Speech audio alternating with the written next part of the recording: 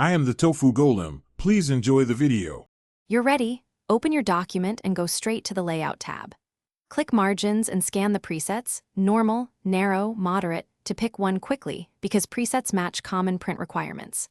Once done, choose Custom Margins if presets don't fit. This opens the Page Setup dialog where you can type exact values.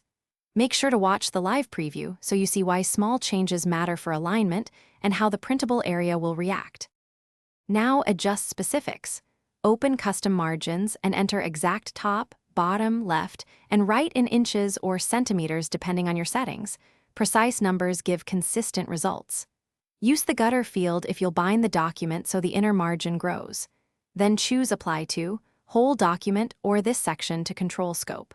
Once you change orientation or margins, check the visual preview and page thumbnails to confirm line breaks and widows behave as expected before moving on. Finish by clicking OK, then immediately check Print Preview to confirm pages print as intended.